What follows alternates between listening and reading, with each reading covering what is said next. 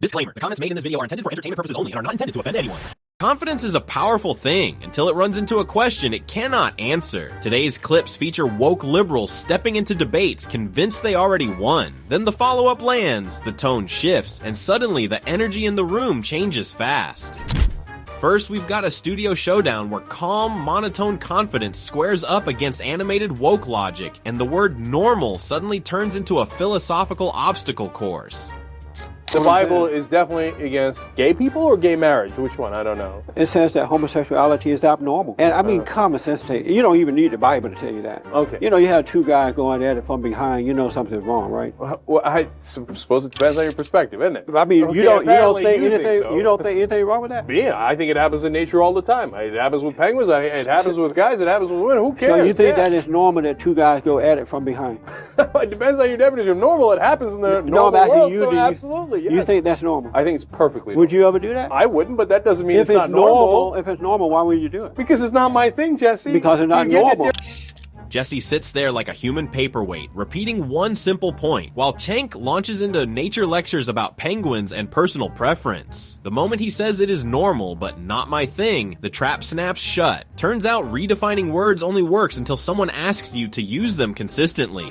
Next up, we've got a philosopher confidently mapping out medical policy between megaphone echoes and protest signs, only to discover biology does not bend to vibes. No, it's not that I'm old, it's that your ideas are stupid. Bill Maher finally calls out the woke nonsense and leaves the leftists completely speechless. Don't get what? Abolish the police? Tear down statues of Lincoln? Maybe give communism another shot? Get rid of the border patrol? Get rid of capitalism? White supremacy has never been worse? Gender is always just as... The interviewer asks one clean question about hormone blockers and age, and suddenly puberty apparently starts at 17. You can almost hear 8th grade science filing a complaint. It begins with therapy checklists and ends with a timeline that forgot middle school exists. Facts did not even have to argue, they just waited. Moving right along, we've got a street interview where outrage loads instantly, but only until the name attached to the statistic gets swapped. Trump has deported 3.1 million illegal immigrants so far. What is your response to that? I'm speechless. I thought we were doing fine before he became president, and I feel great sympathy for the people who are sent to countries that they don't even know. So actually, President Obama deported 3.1 million illegal immigrants. Are you still speechless or disturbed by Obama's? I am speechless because of the way he is doing it. It's inhumane, it's disrespectful. But in your mind, how is it different to what Obama did in any way? President Trump is very self-centered, egotistical, and seems beyond the rule of law. I'm sorry, I'm just trying to understand what you're saying. You said you were speechless and it was bad that Trump deported 400,000, but... It's not the number, it's the process. How is Trump doing this? He's rounding up people, sending them to countries that they didn't come from. She hears 3.1 million deportations and goes straight to speechless sympathy mode. Then the interviewer calmly reveals it was Obama, not Trump. Suddenly it is not about numbers anymore. It is about the process. Watch the pivot happen in real time. Same statistic, different president, brand new moral framework unlocked. Here's a good one, a debate where nuance tries to outrun a yes or no question, and a 3,000-pound SUV gets rebranded as a gentle shoulder tap. Eric Adams recently came up with an idea to house migrants in private citizens' homes. What do you think about this plan? Sounds good to me. I think that's like a really good idea. I think it's great. If they want to put somebody up, then why shouldn't they? Do you ever see yourself housing a migrant? Probably not, to be honest. Well, I think somebody living in my own home is a different situation than somebody living in my community. Would you be willing to house migrants yourself in your own home? Yeah, why not? And I help out because I'm Mexican myself. So we're actually asking because we have a form from the United States Alien Housing Project, and we're getting people to sponsor migrants and to invite them into their own home. Would you want to sign this today? No.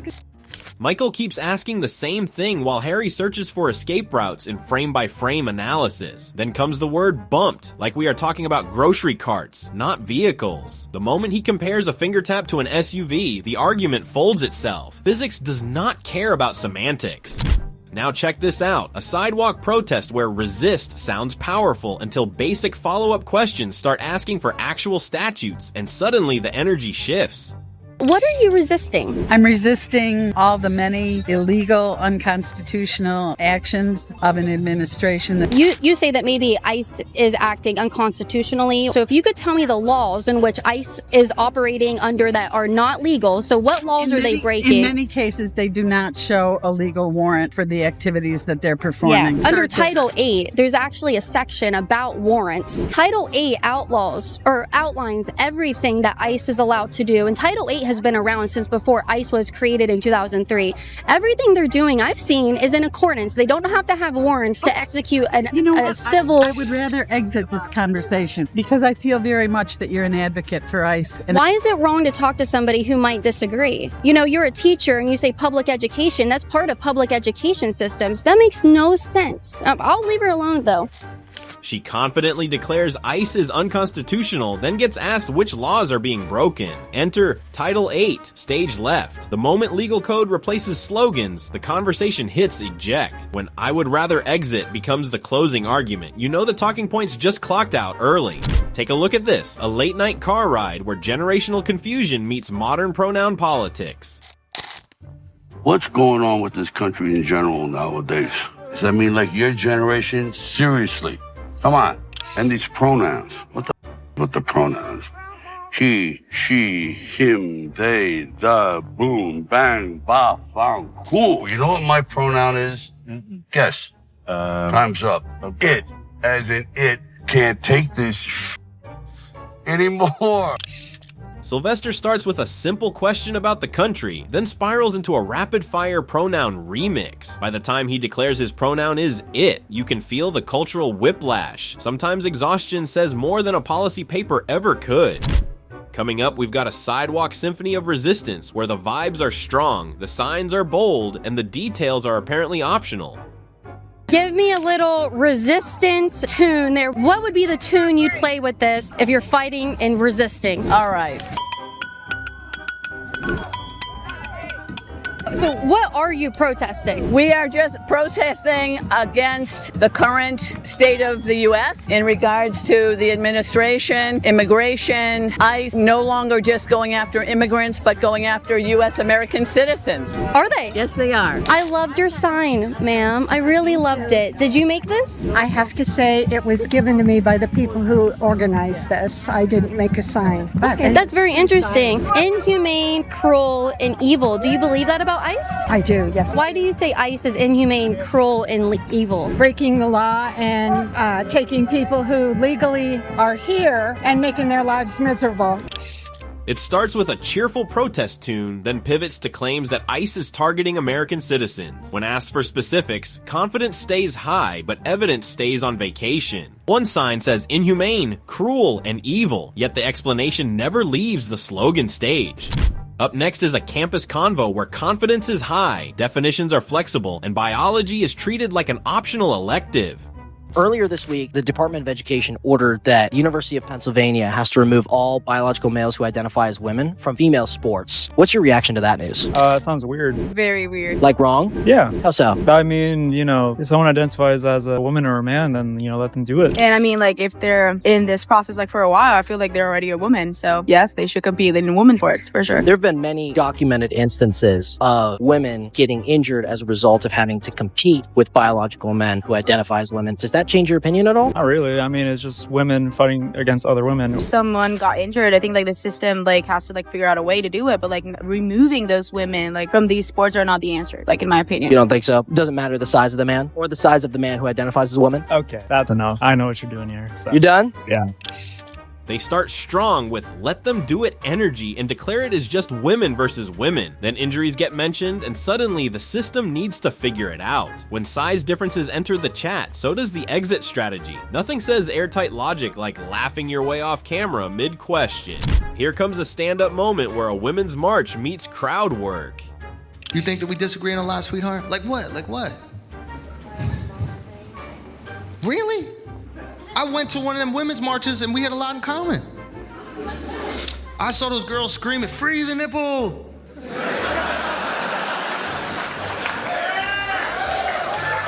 That sounds pretty good. Right? They were screaming, "We should be able to have sex with as many guys as we want." Yes, you should. If we get pregnant, we should be able to abort it. Hopefully. It was unbelievable. These women were fighting for the right to become the men they've always hated. He lists the chants one by one, nodding along like he is in full agreement, then flips the mirror. Free the nipple becomes common ground, and sleep with whoever you want gets an enthusiastic cosign. By the time he calls it fighting to become the men they hate, the punchline lands itself. In this next clip, we've got a campus survey where one simple question about gender turns into a philosophical buffet with no serving limits. How many genders are there? Infinite. Infinite? Yeah. Why do you say that? Because I think, I don't know, you can't put things in boundaries. You can define yourself as whatever you want, and I don't have a number for it, so it's infinite for me. What do you identify as? I identify as female. I identify as male. How many genders are there? There's a spectrum of genders, you can't really say. There are like 5, maybe. What are those? It's like male, female, transgender. So for me, gender is like a construct because gender isn't something that's made up. It's something that's biologically given to us. How many genders are there? It's like 72 plus or something. How many can you name? Not all 72. Spitfire a few. The third gender, cisgender, agender, a cis woman, cis man, non-binary / other. I don't know. Do you think that like if a man identified as a woman, he should be able to go into the women's restroom? Yeah. Yeah, I think that should be fair. One says infinite, because boundaries are apparently offensive. Another says 5 or 6 maybe. Then we jump to 72 plus, but naming them is optional. By the time the restroom policy comes up, certainty returns on cue. When definitions change by interview, consistency quietly leaves the quad. Now for a dimly lit panel where influence, identity, and largest platform energy swirl together like it is a motivational seminar. I have a question for Samantha. Since you have the largest platform here, do you believe over the years you've inspired people to transition? Yeah, I think that I've inspired people to believe that it's okay to be transgender, it's okay to express themselves, and that it's possible to live a happy and successful life. One participant gently lobs a question about impact over the years, and the response lands with full confidence and zero hesitation. It is all framed as empowerment, self-expression, and success stories. Not exactly fireworks, more like a group affirmation circle with applause pre-installed. Then we've got a campus crusader who thinks showing an ID at the ballot box is basically the first step toward dystopia. Asking students what do they think about requiring to show an ID when people go to vote. As with anything with this current administration, there are way too many ways it could be abused. I would rather implement a change like that once we have a different president. How do you think that the current administration can abuse whatever new reform they do? I believe it will be used to roll back the 19th Amendment in some loophole-esque ways. Also be used to continue the genocide of trans people in the country because obviously trans people who have changed their names, it's not going to help stop the supposed illegal voting that is not happening in the first place. So with this new SAVE Act, that's all you really need. It's just a valid ID. You don't need to go show your proof of citizenship. Why do you believe that Republicans or this administration is going to exploit some loophole with this reform? I believe that this administration is not constrained by the boundaries of the law. She starts with, it could be abused, then escalates straight to rolling back amendments and nationwide conspiracies. When asked how exactly a basic ID requirement pulls that off, the answer is vibes about lawless administrations. Take a look at this, a studio experiment where one simple question to an AI turns into a full-blown logic obstacle course in under 60 seconds. What is a woman? A woman is an adult female human. Okay, let's ask a follow-up question here. What is a female? A female is an individual who identifies as female or exhibits characteristics associated with the female gender. So, not a biological female. Define female without using the term female.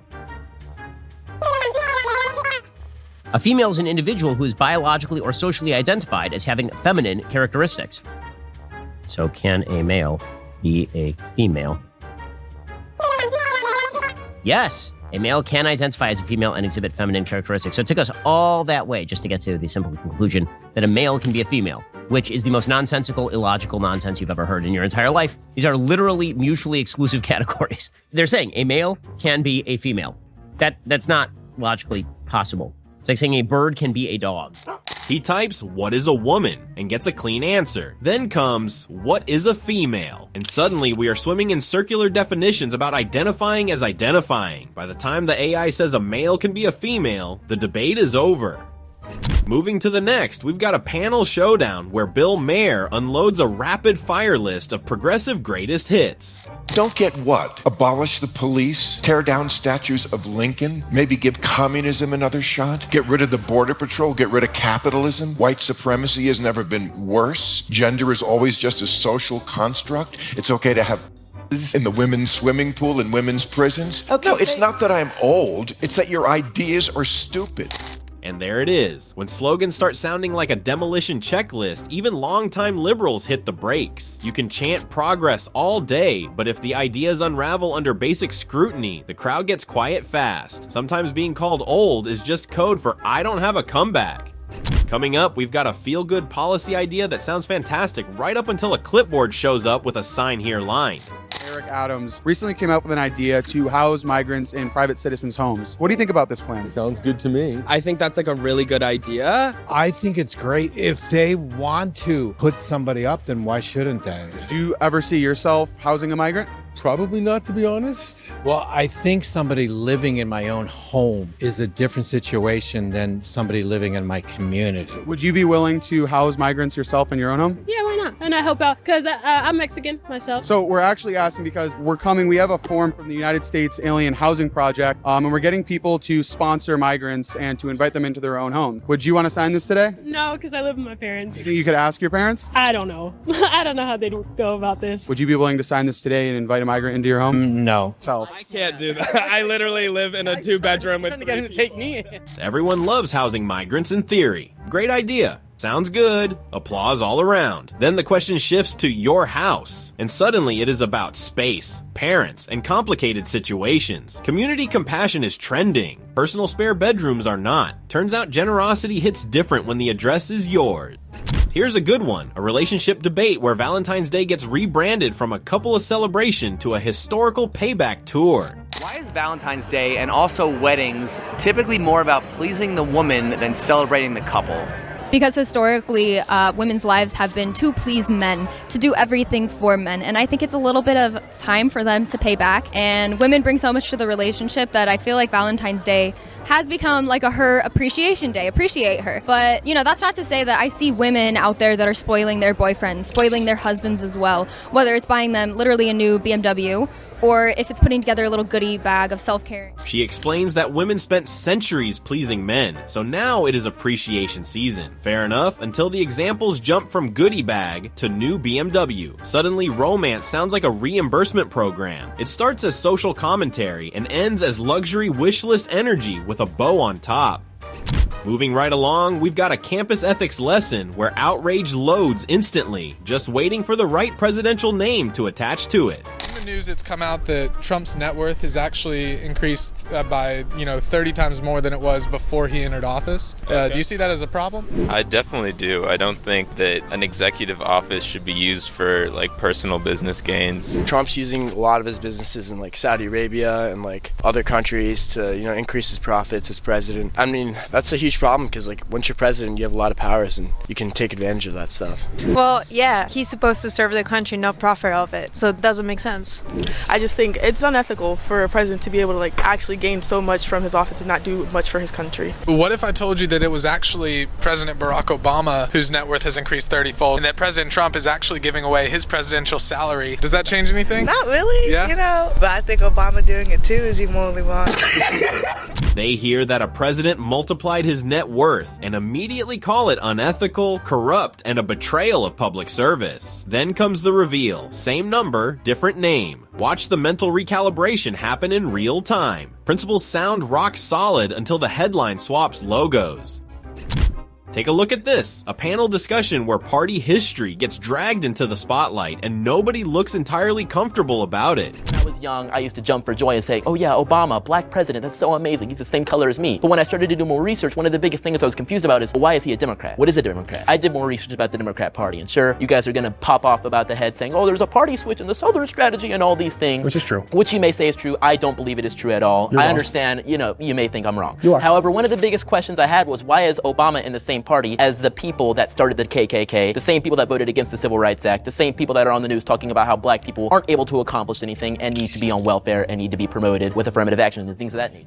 Chandler starts with one blunt question about Obama and the party that once backed the KKK, and the room instantly tightens up. Someone jumps in with, which is true, and you are wrong, but he stays calm and keeps pressing. When modern talking points meet old headlines, things get awkward fast.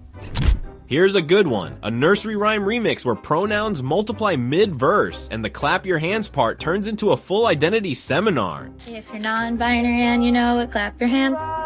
If you're non-binary but you're actually gender fluid, but you don't want to explain to people that your pronouns change regularly because your gender is that freaking fluid, and you don't really care either way what pronouns people use, except for certain days where you feel super masc or super femme or super androgynous, but you also don't want to bother people with having them try to remember what pronouns you are for certain days, and even you don't really know most of the days, so you just sit there like, sure. Whatever you want to It starts simple enough, then spirals into daily updates, fluid shifts, and even the singer admitting they do not always know. By the time the explanation outruns the melody, the reaction drops a brutal one-liner about how a school shooter is made.